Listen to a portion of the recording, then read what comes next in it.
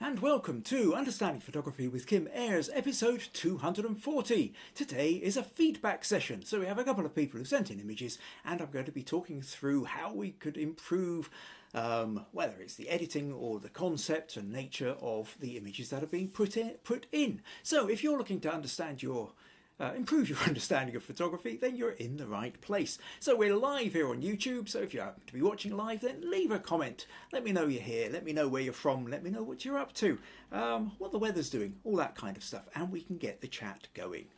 Let's make a start.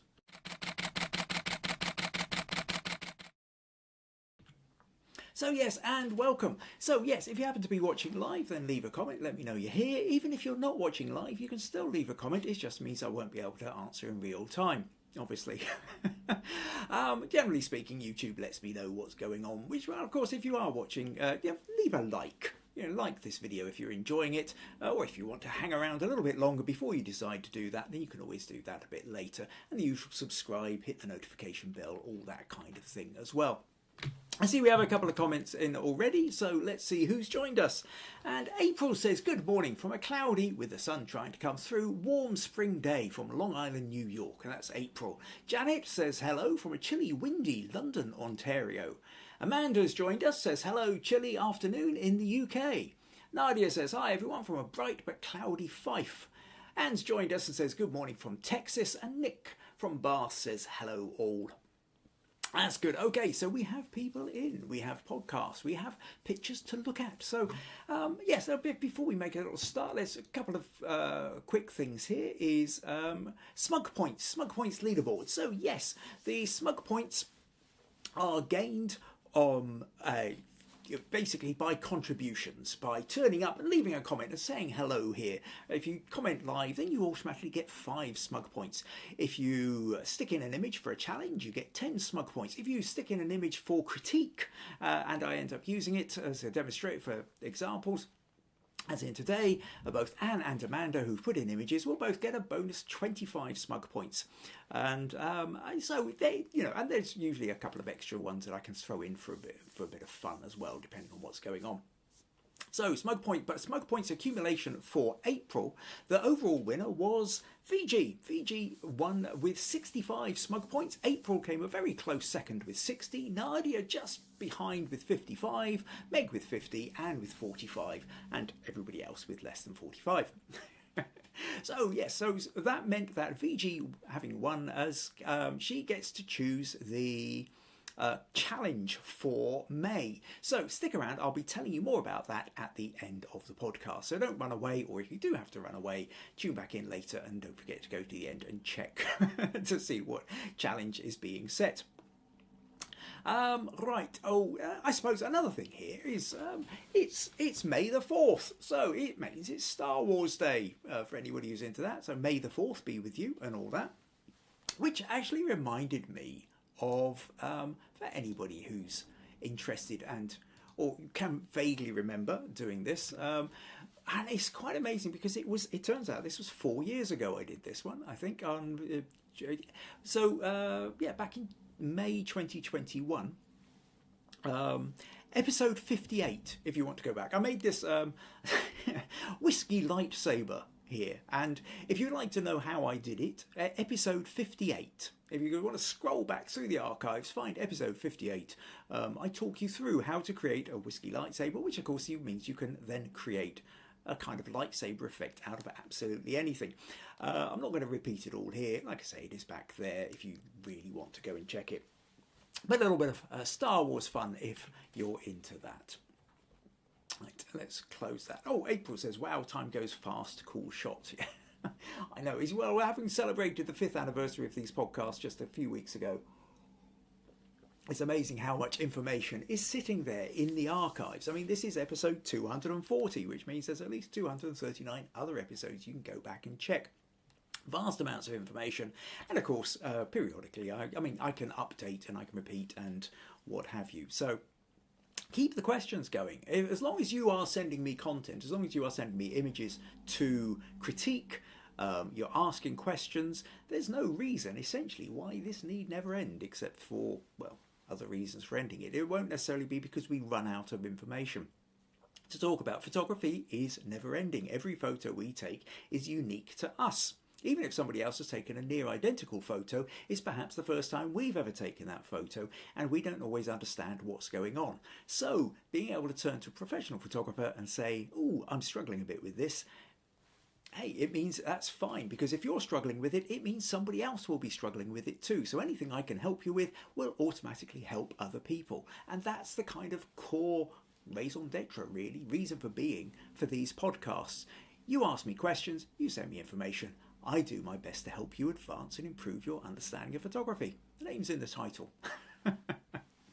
Amanda says, where are all the episodes, please? Well, okay, quite straightforwardly, if you are watching this on YouTube, and go to my YouTube channel, so probably somewhere already on the oh sorry, my image there looks like it's frozen on the screen. I hope that hasn't. I hope that's just my end and not your end. If somebody can leave a quick comment just to let me know that I haven't frozen at your end, that would be reassuring. Assuming that I haven't. Yes, so if you go to my YouTube channel, which, where are we? Not that. Quite straightforwardly, or is it on here actually? Yes, there we go. That one. youtube.com/Kim /@Kim Ayres. So just @Kim Ayres into YouTube, you will find my channel. And then if you scroll down my channel a bit, you'll find the playlist of Understanding Photography with Kim Ayres. On that playlist then is access to every single previous episode that I've recorded. Now, obviously, with each of them being averagely between an hour, sometimes an hour and a half, and some of the early ones were over 2 hours long. There's a lot of stuff to go through, but generally speaking, if we go back to round about, I can't remember now, about 150 odd episodes ago, I decided to start being more detailed in my menus. So you can take a little look at the menu, look at the descriptions underneath, expand it out, and you'll find that you can kind of jump to the point in the video which interests you. So don't feel like you actually have to sit down and watch an entire episode from end to end. Although, of course, if you wish to do that, you can do that. Some people use this just like other forms of podcast, audio podcasts. They have it running in the background while they're doing other things. It's sitting on your tablet or your phone or whatever, and you could be cooking, you could be cleaning, you could be ironing, you could be doing your homework, you could be doing whatever, and it's running away in the background. But as long as you've got some kind of access to the visual, you can periodically glance over if there's something about a visual image that you want to double check. So loads of stuff to keep you going there. And if you find my voice particularly hypnotic and droning and makes you fall asleep, I know at least one person for whom that is the case, then you can even have me running on overnight to help you get a good night's sleep. Right, okay, so where are we? April says all good, Maggie says all fine, Nick says just your end. Okay, that's good. At least I've not frozen up completely. I wonder why it has frozen on that bit though. Amanda says you're not frozen. Oh, John's joined us from Ohio and says hello. Excellent. Right, okay, where am I? Let's flick that bit off. Okay, so let's make a start, I suppose. So what I'm going to start, so this is then a feedback session. And the idea with the feedback session is this is your opportunity to send me images to get direct feedback on your particular photo. We can talk about generalizations, we can talk about use of diagonals, how to convert to black and white, whether rule of thirds should be called a rule, any of these kind of things. But how does it apply to the specific photo that you took? Very often we have a photo and it's maybe not quite working and we don't necessarily understand why. And that then, to come back to, is the reason, the cause, or the kind of reason to be for these particular podcasts. So, on today's podcast, both Anne in Texas and Amanda in the UK have sent me images to get feedback on. So that's what we're going to be dealing with. Oh, Meg says hello, everyone. So Meg joins. Hi, Meg.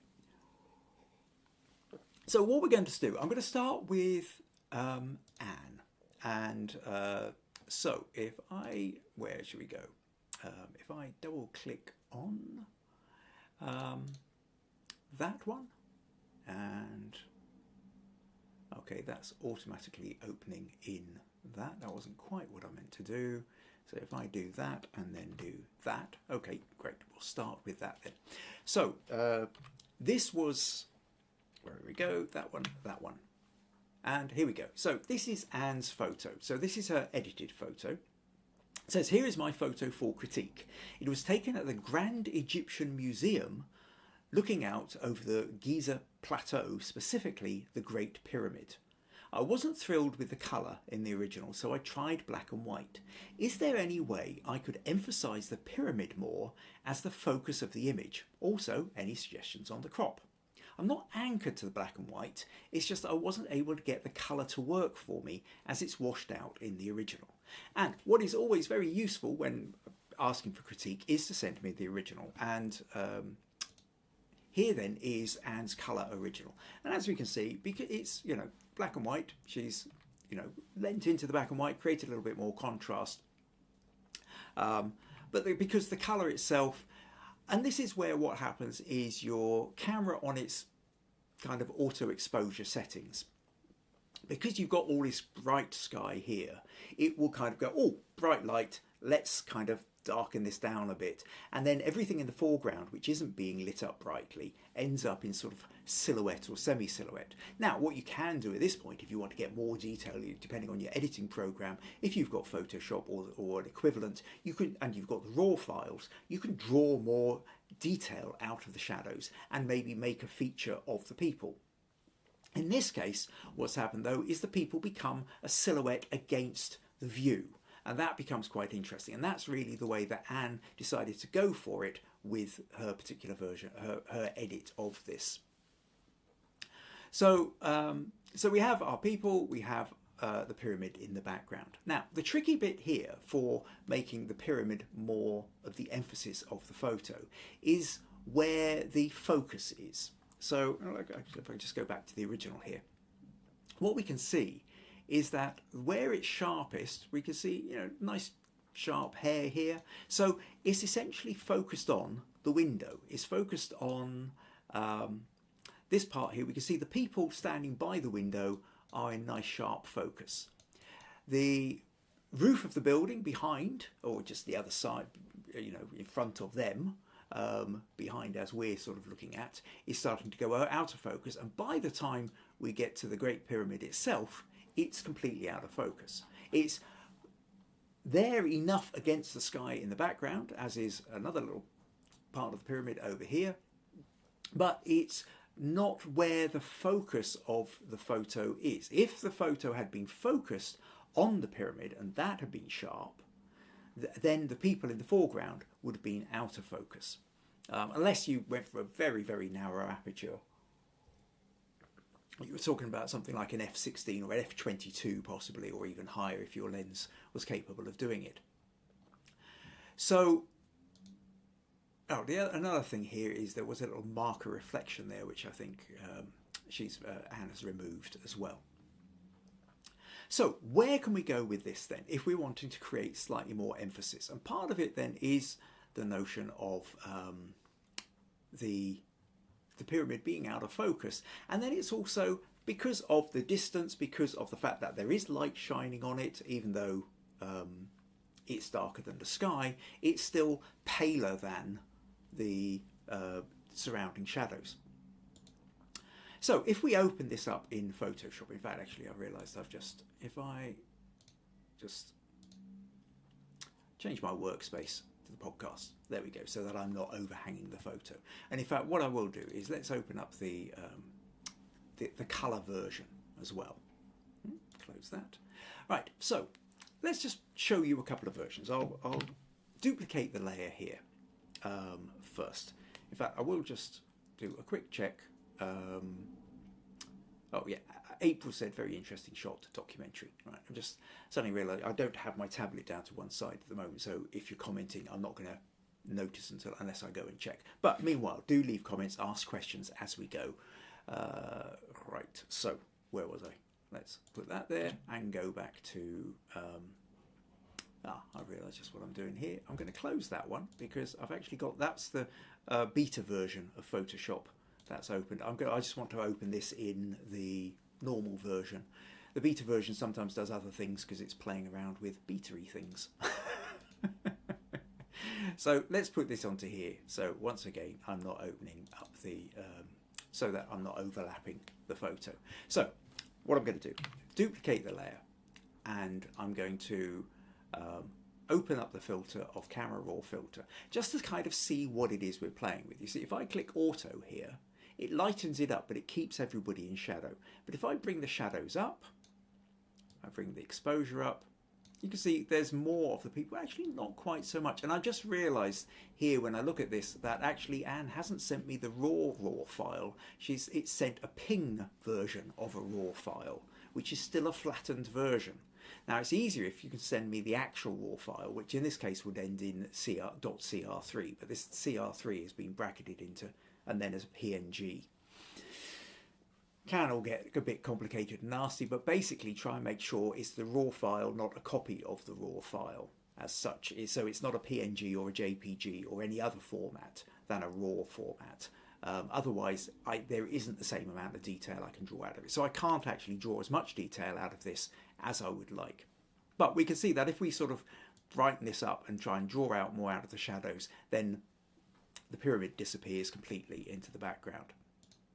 So let's just go back to the normal level here and see what we can do. Now, I think your instincts with going black and white could well be right. Now, I think there's really a couple of different ways to go about this. And one of the things here that the tools that I think probably might be most useful to you in this particular version, Anne, is because it's essentially, this is hazy, and it's a level of, there's a focus thing, but there's also a level of haze going in the thing. If we go to effects and we use, no, it's not effects, it is light, is it? No, where are we?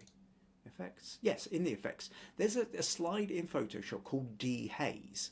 Now, swing it that way and it hazes it up, makes everything look foggy. Swing it the other way and it kind of plays with the contrast and gets rid of some of that haze. And you notice how the pyramid then seems to darken down and stand out that little bit more. Now, everything else has darkened down a bit, so we might still need to come back in, play with the exposure, lighten it up a bit.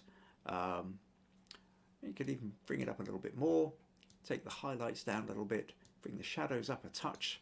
Now, the colours are getting quite gruesome here, really. That DeHaze has really sort of done a vibrance thing on it and emphasised blues and yellows. So I think maybe what we do is we follow your original instinct and go to black and white. So if I click black and white on here, I've then got to play around with the black and white mixer as well. And with that, if I want, I can do things like I can push the oranges or the yellows up a little bit, and that will kind of lighten these walls, these internal walls, if I want them.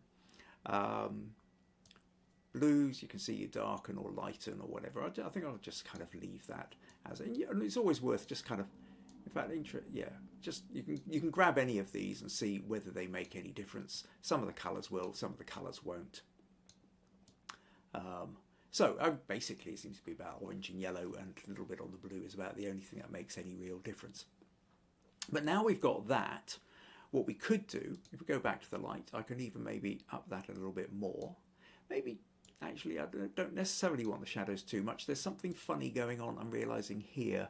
There's almost like a pale patch in there. So I'll just bring those, or maybe take the blacks. Yeah, there we go. Just bring those blacks down a little bit. So those silhouetted people stay silhouetted. And okay, let's flip back to here. What did we do? We had the DeHaze, and okay, bring the blacks down a touch more. Maybe bring those shadows. Yeah, so we're trying to find a balance there, and I think that's maybe a slightly better balance. If we click OK now, so you can see here from this to this, we're making much more of the pyramid here. So I think that's kind of where I would start going with the editing. If you're talking about the crop, now the odd thing about the crop is that the horizon looks like it's tilted a bit. But if you straighten the horizon, obviously everything else becomes tilted. So that doesn't look right, that looks even more wrong. So at this point, you may as well keep your verticals. Keep your anchor to the verticals, which is what you've done here. And I'm just going to assume there's a bit of a slope there. So that's okay. But we don't necessarily need as much sky above that. And you could, if you wanted, kind of go a little bit more cinematic. Then it's a case of how many of these people are, you know, we could just, I mean, we could kind of stop there if we want, actually just bring that down to something like that.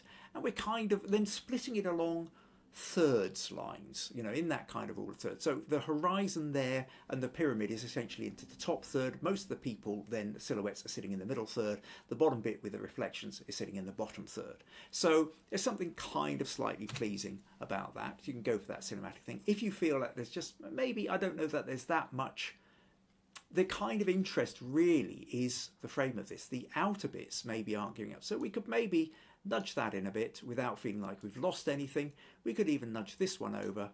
We can either decide to keep this little person on the left here, or we could even take them out.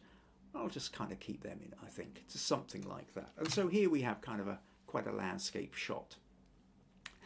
So I think what we're kind of at now, we're going to kind of enlarge that a little bit, is we are, I think, in a better place for feeling that we've got something there. I'll tell you what, let me just check the levels here as well. Yeah, we find there's a little bit of in the histogram here, there's a bit of a space down there. So I can nudge that up a little bit as well.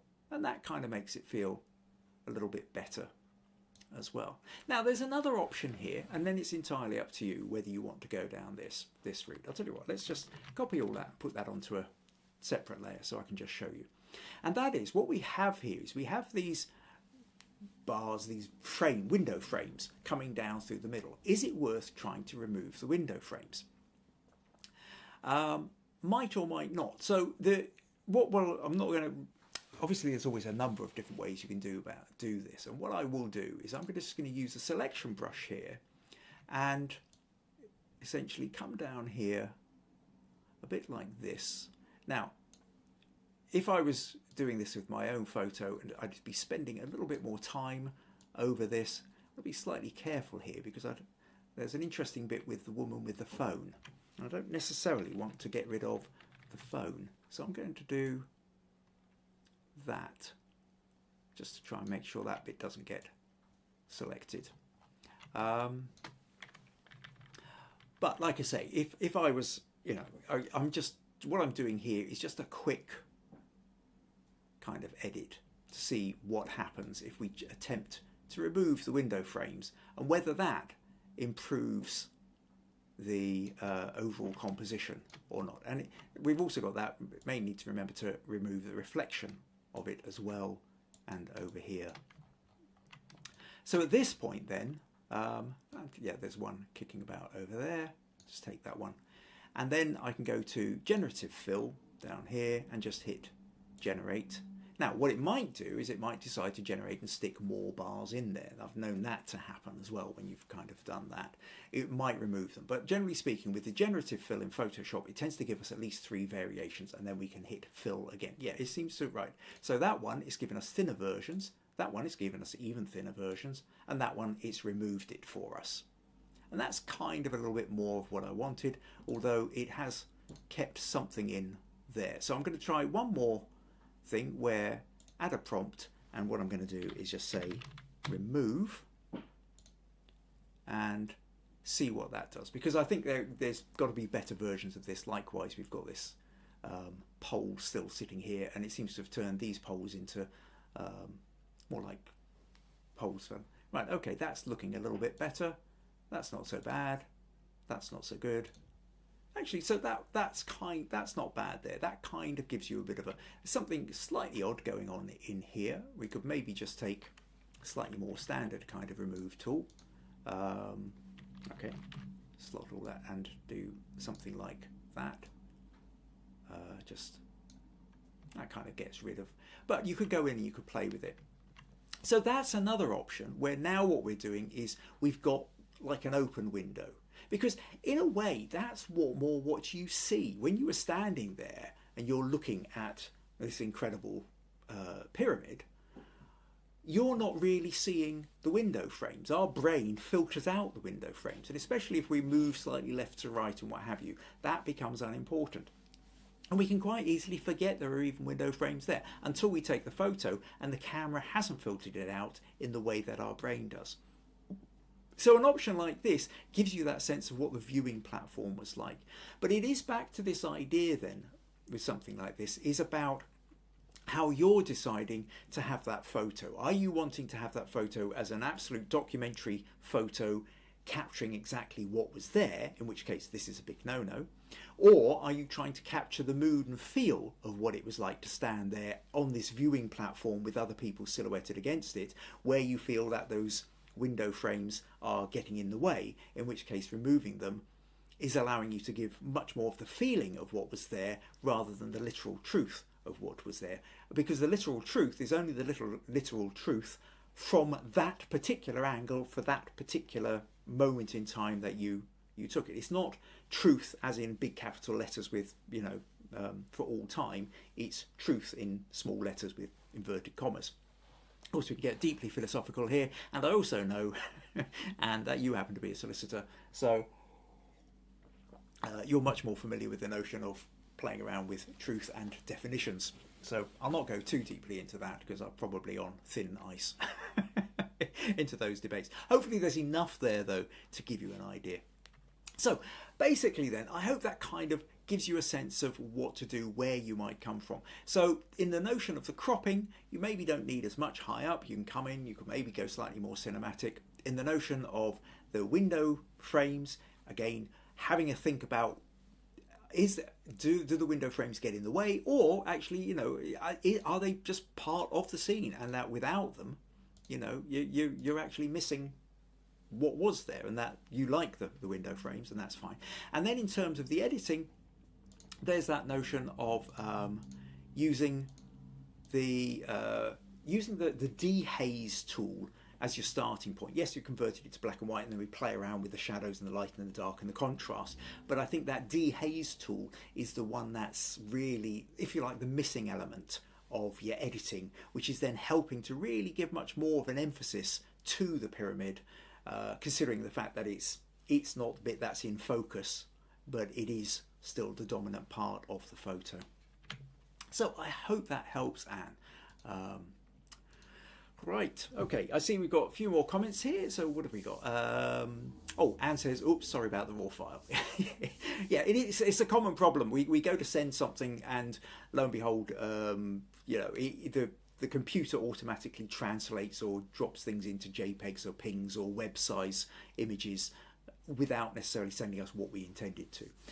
Nick says, I'll remember that for when I send photos in. Excellent. Oh, Robert's joined us also from Texas. Howdy all. VG says, good evening, everyone.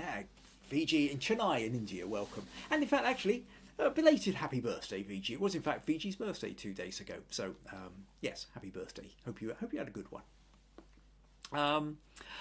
Yes, Anne says she struggled with the horizon. And yes, that's that whole point, because the horizon doesn't look quite straight. But then, like I say, you need to, when you've got such strong verticals in it, you need to anchor the picture to the verticals. It looks better that way around rather than flattening the horizon and then finding that everything else looks skewy. And she likes the cinematic crop. VG says, beautiful shot. April says, interested to see the colour version.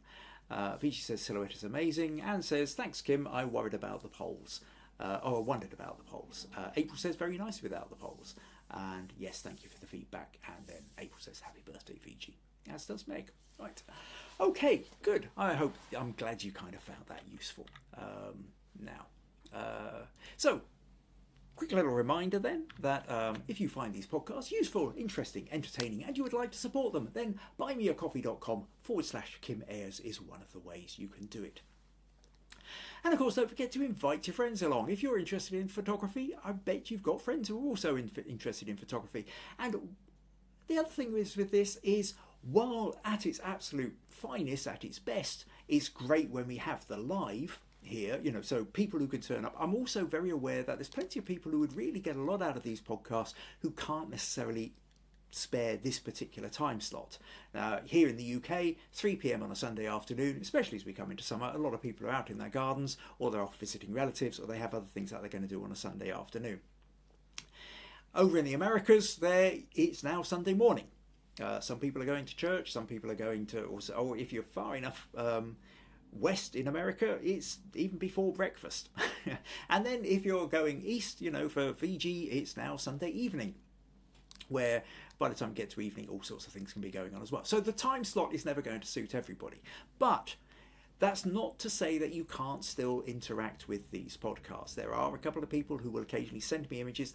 We know they can't watch live, but they will send the images, watch on catch up, keep in contact, and still can be an active part of this community.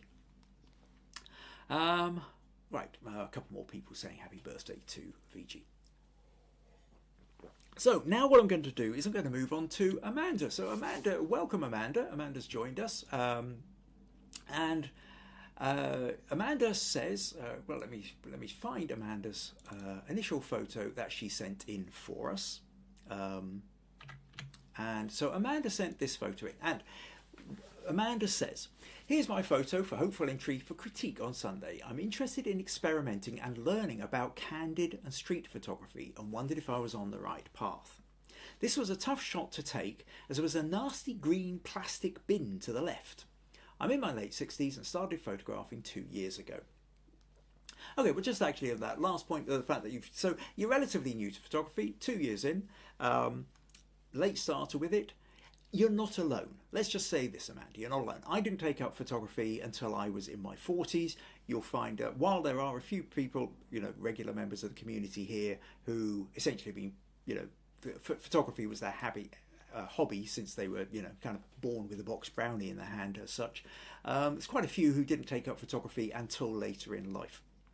It's not unknown, it's not uncommon, and you know, so don't worry about that. Don't feel like you're kind of being left behind or anything. So yeah, and it's great that, and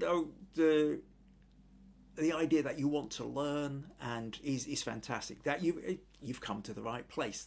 I would say that these podcasts are designed particularly well for somebody who is now into photography, is wanting to learn, is wanting to find out how to advance. Because she also goes on to say, I'm in a camera club and looking for competition photos to improve scores. And you know, again, very much not alone with this. Robert and Anne both very much into their camera club competitions as well. I think John in Ohio, you're quite into that as well, if I remember rightly.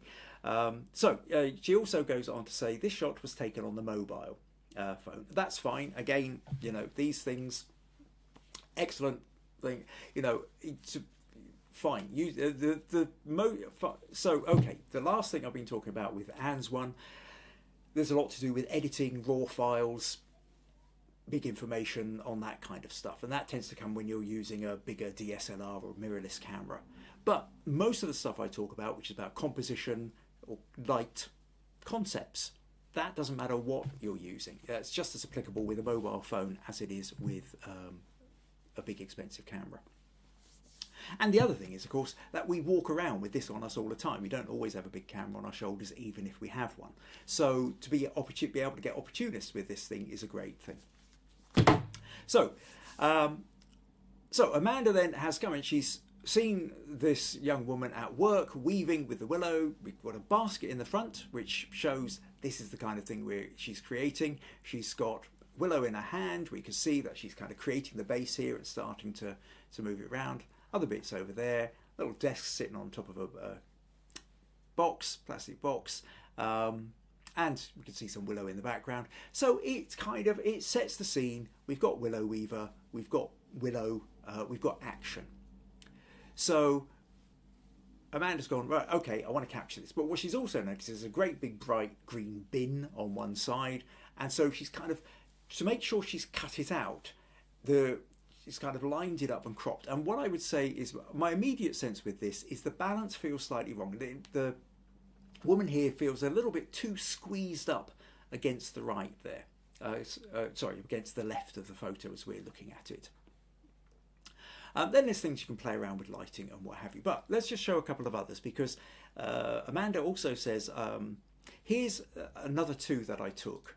So we've got this one, which is a slightly wider one, gives us a bigger sense of the space, but also then shows up this bright green bin, which tends to grab the attention somewhat. and then the third shot was trying to come in closer, and there's a kind of a feel of kind of coming in close and maybe sort of slightly uncomfortably close without being a detail close. I'll come back to that.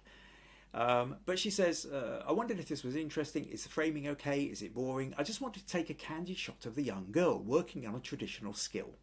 Okay, so this is where Amanda is at then. Okay, so and it's not uncommon. We've been somewhere, we see somebody there, they're making something, and we go, oh, that looks interesting. We fire off a few shots.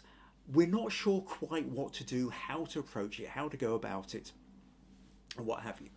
A couple of comments. Let's just see here. Oh, April says, welcome, Amanda. Nice documentary shot. Amanda says, thank you, April. Gorgeous photo you took. Nick says, there's always something new to learn, however long you've been doing photography. This is very true. And Vijay says, the basket knit is in close-up. The girl's hands and the weaving is a good capture. Yes, so there's that notion then of, there's a number of different ways that you can go about photographing. And I would say there's essentially, think of whenever you're sort of photograph, there's the notion of, there's isolating your subject.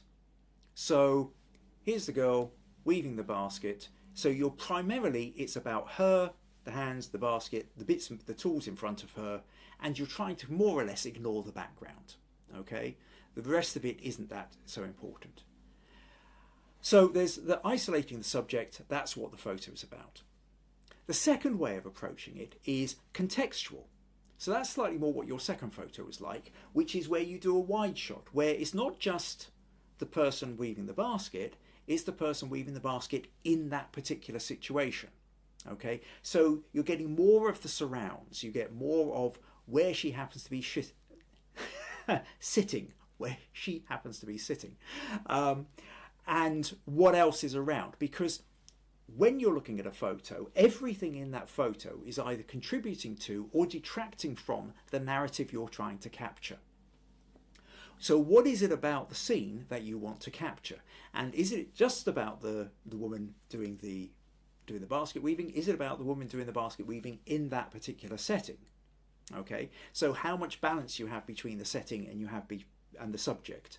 And then the third option here is when you get in close and you go for the detail. What is it she's actually doing, as opposed to, so it's more maybe about the hands weaving than it is about the person. And your third shot, I would say, is where it falls in between and does a kind of a neither. So let's flip back to your pictures just to show you what I mean with this. So when we come to here, in a way, the interesting bit is this bit, right? It's this bit where the hands, we've got willow, we've got hands, we've got action. Okay, so this then becomes the interesting part for that. This bit here where you've kind of isolated, but there's a little bit chopped off here. She's sort of filling the space, but the space isn't, then we've got, looks like a flower pot growing out of her head. There's other things there. This is the sort of in-between bit. This is where you've not properly managed to isolate her. It's not about an isolated, sort of slightly back a little bit, where there's a little bit of space around her, but enough space to give you room to breathe as such.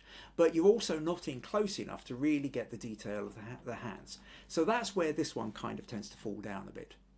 This one I think is probably where we've got the most to play with. And I'll tell you what, we will come back to this in editing in a moment, because what I've decided I'm going to do is just want to show you some other photos of when you are working with particularly makers and what have you, to give you that sense of what I mean about different spaces.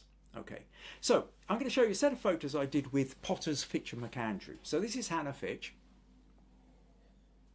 or she was Hannah McAndrew, and consequently your Potters, Fitch and McAndrew. This was the McAndrew, only they then married, so now she's Fitch as well. However, this is Hannah, and so in this point here, they are in their studio, and Hannah is making slip patterns on a plate that she's already done on the potter's wheel.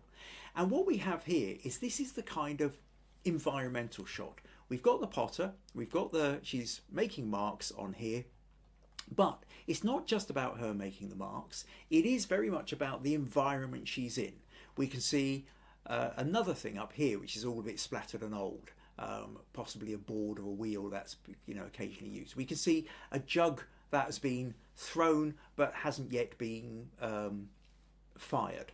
We can see all sorts of things in the background, things for sieving out locals. We've got endless sort of bits and pieces, old pots down here, squeegee bits and other bits of wheel. So what we're really looking at here is very much a kind of environmental portrait. Okay, so while it's about primarily your eye gets drawn to this is Hannah making marks on the plate, all the rest of the situation, the place she is sitting in, it becomes a really important aspect of it. Okay, so that's to try and give you a sense of what's going on there. Now, another version of this shot is to come in here. And here we are getting much more into that sense of now we're isolating the subject. And we're isolating the subject with what she's doing. Now, we are close in, a bit like you're close in your third photo there, Amanda. But there's a difference. One of the key differences here, let me just show you the difference between this and this. What would you say, let's just close Anne's one here, apart from light or whatever, what's the key difference in the composition here? And I would say it's about the angle that I'm at. See, this angle is very much the kind of angle where you're standing there, you're looking down, you take the photo from your eye level, okay? Whereas this one, what I've done is I've crouched down. I've crouched down so that I can take the photo of Hannah down at the level of her hands. Okay, so this is where the action is happening. And this kind of gives us a much more intimate feel. It stops us being something where we're just looking down at somebody doing something. We're now kind of almost looking slightly up. We're kind of in there with them. We're at their level when we're doing. Now, sometimes you want to be, shooting maybe even directly above, because that gives you a sense of what it is they're actually doing. But these photos here those couple of photos are not so much about the actual plate she's creating. It's about her being a maker with the plate. Okay, hope this is making sense.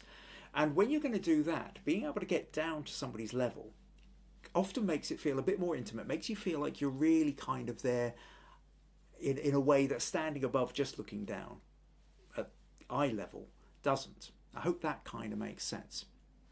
Okay, third version of this photo is where we're coming in even closer. And now what we've got is this is about the way she's squeezing. It's actually a little bit of inner tube and then a pipe coming down, so she can get the slip coming out at an even, and then there's a lot of skill goes into just being able to squeeze at exactly the right pressure so that all the slip comes out, and then she moves it around the plate to create the patterns. And then there's a fourth one here, which is where we're not even seeing her.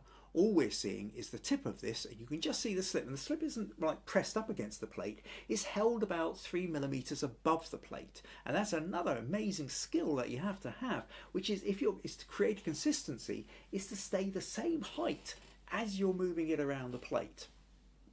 Okay, so each of these different photos, whether we're right close in, we gain a sort of close kind of get a sense of what it's all about, the hands and the action, but there's just enough of her face to see the concentration. This one we're down at her level, but again we've got more of who she is. And then this one is the environmental context. Okay, so that gives you then a much more of a sense of how you might sort of start thinking about when you're working with, especially a maker, somebody who's making something, a basket maker, a similar kind of idea. Rather than sort of standing and looking at them as they're sitting down, squat down, get to their level. Then you're also thinking about how much you want to be close in on the action or further out to get that sense of the space they're working in. Hoping that's making a bit of sense.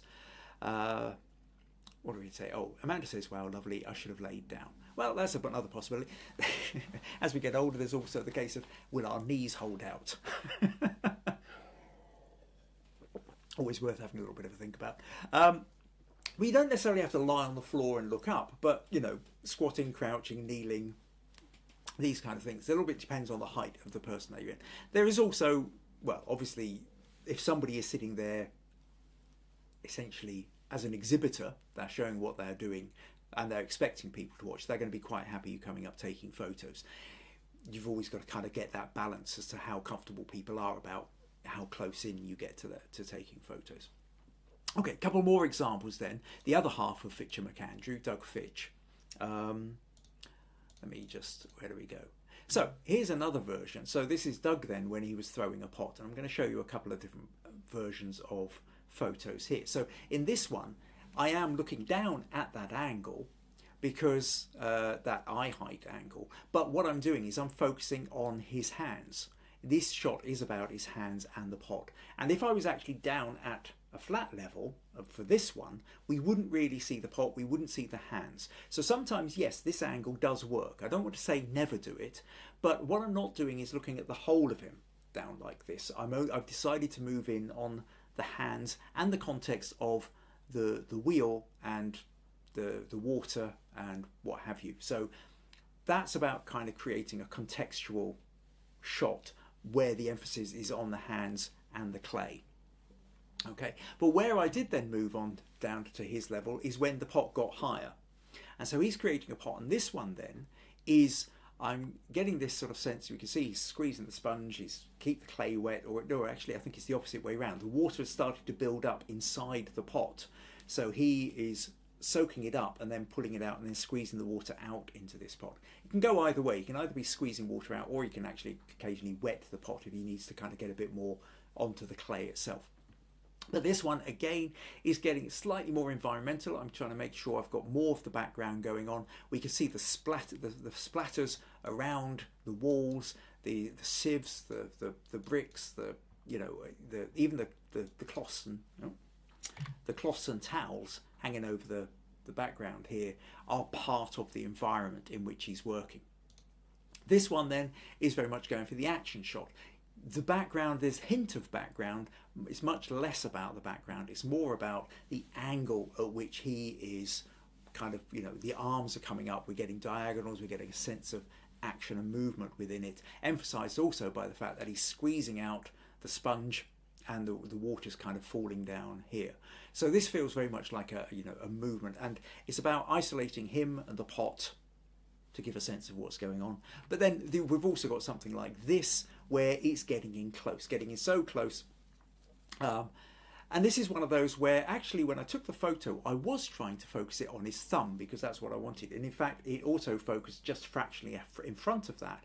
But in the end, I quite like that because that focus then ended up on the thumb print here, which felt kind of more important. We know the thumb is there, but actually the thumb print in it really gave us that sense of texture, which was so important about this particular shot.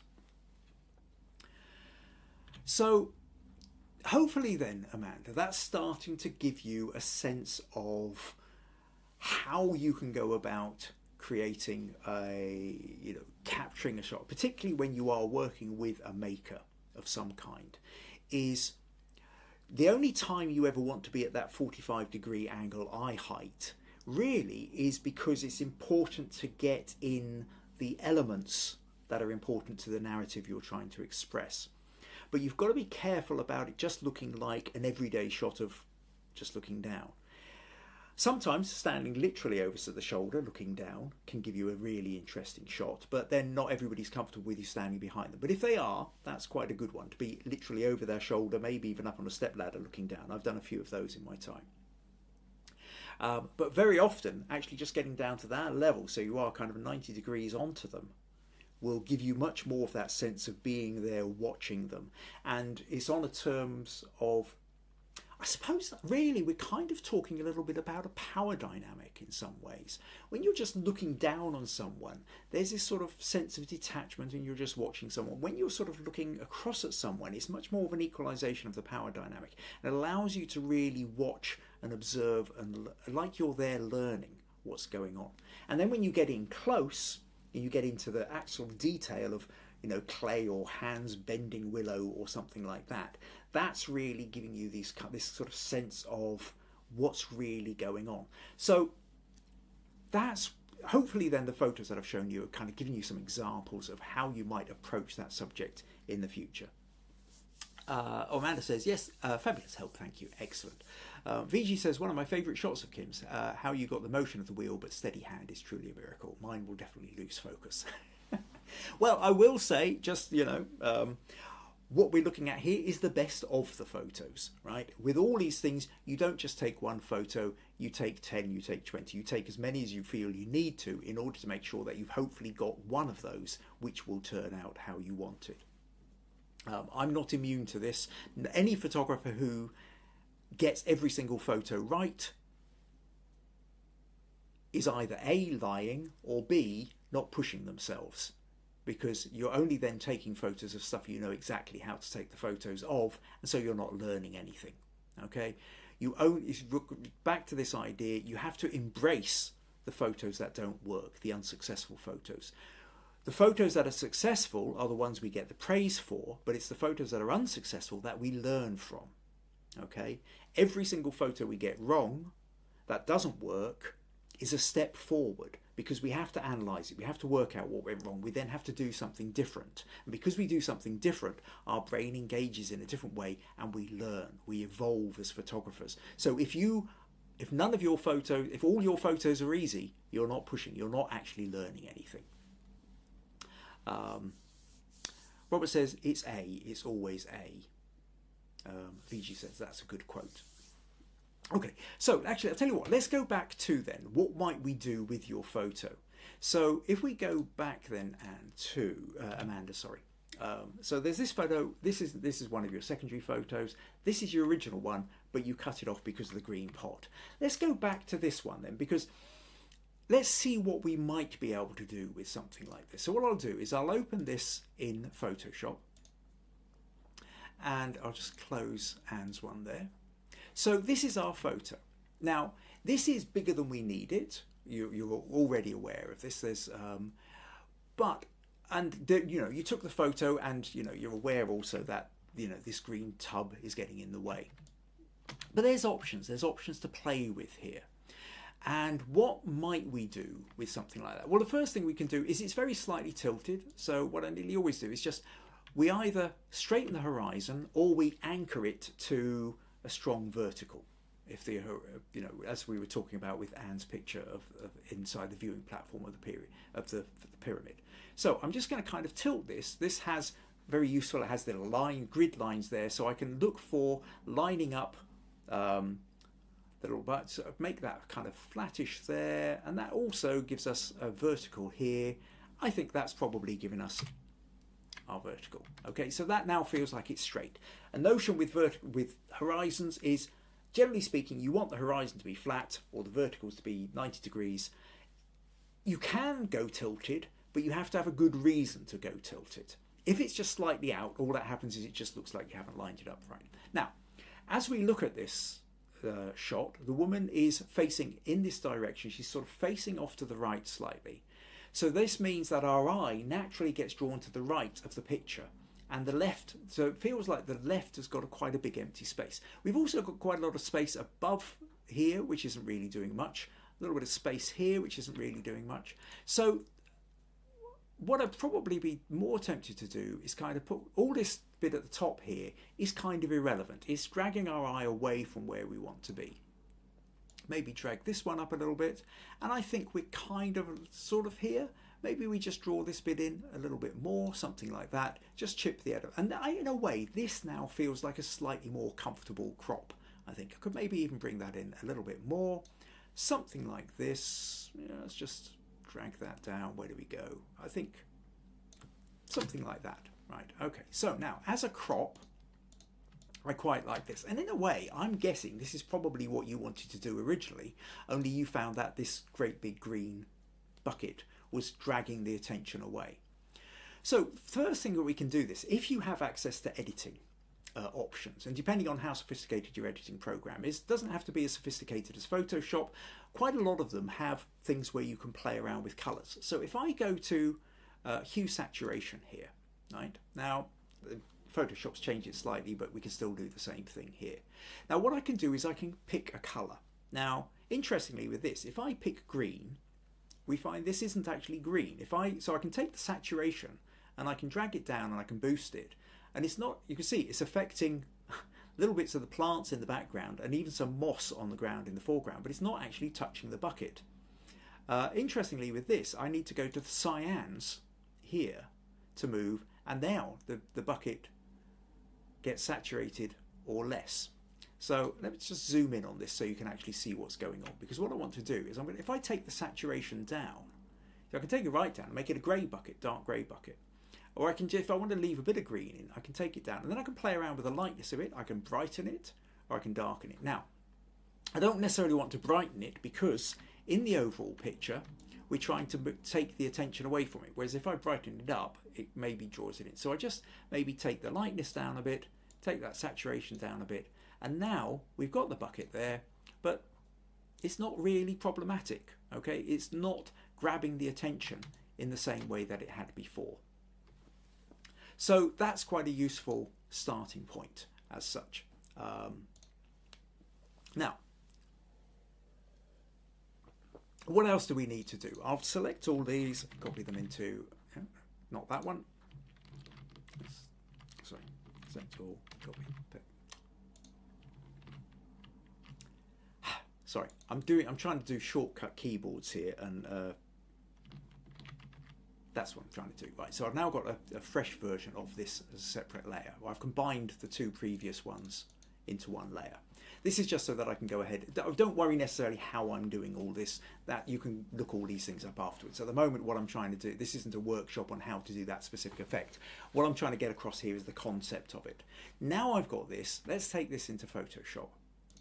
Into Camera Raw, and see what we can do with this. What we're really trying to do, we're wanting to try and emphasize the story here is the woman weaving, and the background is sort of maybe getting in. So first of all, I hit auto just to see what happens.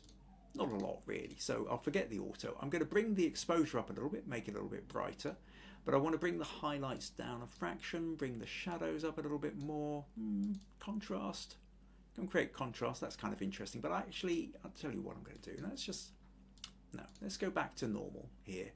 I'm going to bring the shadows up a little bit, just make it slightly brighter. And what I'm going to do, I'm going to bring in a vignette. Now a vignette is where you can either lighten or darken the corners somewhat. I'm just going to bring those corners in a little bit. What I think I also want to do is I'm going to use the effect, I'm going to use the clarity. I'm just going to boost the clarity a little bit, and that kind of sort of sharpens a little bit more. Now that's kind of, maybe that vignette's just a little bit overdone there. I'll bring that back up to that. So there's a little bit, you can see here that what it does is we're starting to move the light into the middle. Now let's say I decide to take that a little bit further. I'm going to create a separate layer here with curves. And what I'm going to do is I'm going to kind of darken down everything a little bit like that. But I'm then playing around with the levels here. I'm going to, change that to black. I'm going to bring up, I'm going to keep, say 60%. I'm going to lighten her up and I'm going to lighten the basket up, okay? Now, rather than having everything light then, and what I can also do is if I create a little line to the corner here, it sort of creates a very subtle leading line back up towards her. So we're getting this kind of curve. That's good because there is her, then there's the basket, and we kind of create that little line down there. Now, I will just subtly come back in, and because I don't want the box to be over bright here. Maybe we don't need as much of the wall bright, so I'm just going to kind of bring in a few darker points, but I'm going to leave that little corner lighter there. In fact, I'm just going to make sure I get that basket a bit lighter there so that we've got this line that comes there. And I think already you can see that there's a sort of sense of our eye is now getting drawn to her. I'm probably slightly overdoing this. I'm overcooking it a little bit, but this is just to try and get the point across. That's important. Then actually, I think really something like that, maybe let's go to the levels. We could even boost it up a little bit here, just make it slightly brighter. I've maybe gone a bit dark. So something like that, I think, then is now giving us much more of a sense of what there is. So if we look back at the original photo, we've got this. If we go to the first level of crop that we did was here, and then we go to what we've done with that, we can see now that photography, there's the what you take, and then there's how we emphasize what you took. So like Anne's photo, there was this notion of she wanted to create more emphasis of making sure that we could see and really notice the pyramid in the background, not just the silhouette of people in the foreground. We're trying to get the person doing the weaving, not just all the background, which is lesser. It's partly relevant, but it's not the main thing we're looking at. We're mostly wanting to see her first, and then once we've seen her, I can move around and see the other bits. But the emphasis has to be drawn to the subject that we're wanting. So that gives you that sense there. For that matter, again, if we took all this, place that there, and maybe we could put that into black and white as well. In fact, if I just go to black and white here, actually I'll tell you what, I've got slightly more options. Drop that into camera raw filter. If we were to stick that in black and white, go to the black and white mixer. Again here we could sort of see what happens if we, maybe just nudge those oranges up a little bit. Yellows, no, yellows can come down a little bit, creates a little bit more contrast. Greens aren't really doing much. Aqua's not doing much. Blue, the blue's now attaching. Yeah, okay, I'm going to bring those blues down because it's affecting the box, and also her top, her sweatshirt there gives a little bit more texture into that. But then what I might decide to do is play with the contrast a bit more. If I'm going black and white, maybe we just want a little bit more contrast, something like that. Effects, I could add in a little bit of clarity, something. It's the whole thing feels slightly dark. I will up the exposure a little bit and then click OK on that. And then when we've got that, we've got this black and white photo here of her doing it. That has quite this kind of timeless feel to it as well. So that's another way of doing it. If you're working with traditional crafts, sometimes black and white kind of makes it feel even more traditional. But that depends very much on where you're going to be showing it and how you want to go about it. But colour, black and white, another option for you. So there we go, Amanda. I hope that has given you plenty to play with. So in essence, what we need to remember when we're photographing something is we want to be able to identify what's the important part of the scene that's in front of me. Once we've identified that, it makes all our extra decisions afterwards. How we decide to crop it, what we decide to lighten, what we decide to darken, all our editing ideas and strategies then come out of understanding what's the key aspect of this. If we started with the hands, we would have had a different set of editing choices if we decided that the hands were the most important part. So all these things hopefully then feed into and give you plenty of ideas to play around with, both with the taking of the photo and with the editing choices that you make afterwards. Right, okay, so hopefully that's all worked.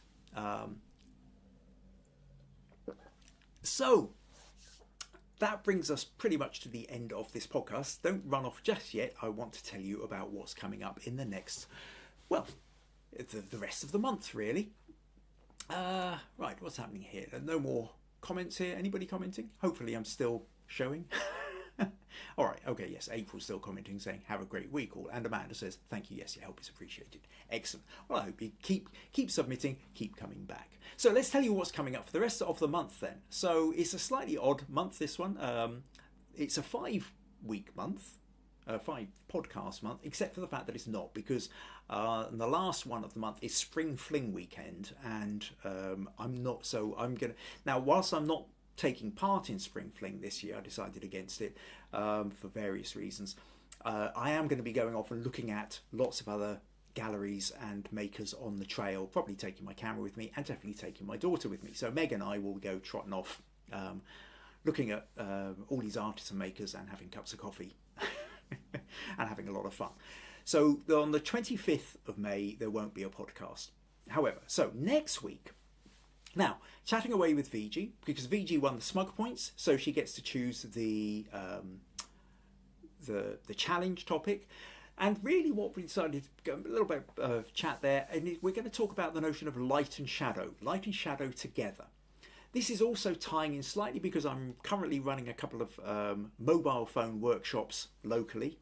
And one of the topics I'm going to be doing in 2 weeks' time is light and shadow. So I thought, well, let's tie in the podcast to VG's suggestions, to the workshop that I'm doing, and it's just so the notion is then that generally speaking, light is what shows us what's there. Shadow adds texture, adds depth, and sometimes emotion to what's there as well. Now, we've talked about shadows before, but I want to talk very much about that notion of how light and shadow combine. So that's really what we're going to be talking about next week. And then I will set a challenge. Now, normally you get 2 weeks for the challenge, but what's going to happen is because I'm not going to be here 2 weeks after that, it's going to be a 3 weeks. So you're going to have 3 weeks to play around with that. So on the, the 11th of May, then is light and shadow. The following week, the 18th, I will have another feedback session. So this is another option for anybody who wants to send me images. I can have up to 4 people send me images. If you've, Amanda, you're welcome to send me again. Anybody else wants to send in again. It will be done on a relatively first come, first serve basis. Okay. Now, if I get a lot of people sending me in images and I have to select it, I might select them slightly due to what gives us best variety or whatever. But for the most part, you know, the first 4 people to send me images, they'll be the ones that will get. And of course, don't forget, you get a bonus 25 Smug Points when you send in an image.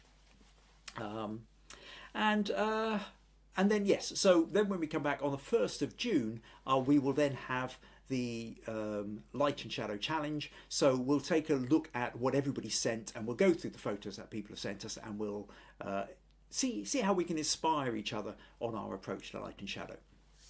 So that's really what's coming up. And then just a little quick heads up for another idea that I've got in for June, which is going to be about the notion of a story in 3 photos. We're kind of looking at the idea of a triptych or something similar, but that's for a little bit ahead. Right, I think that's pretty much about it. A little reminder that if you find these podcasts useful, interesting, entertaining, all the rest of it, then buymeacoffee.com/Kim Ayres is one of the ways you can support these podcasts. Always greatly appreciated.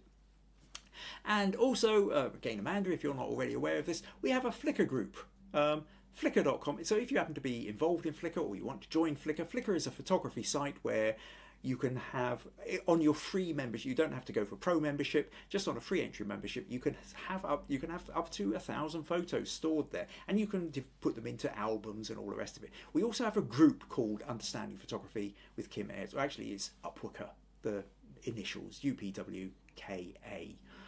So flickr.com/groups/UPwKA.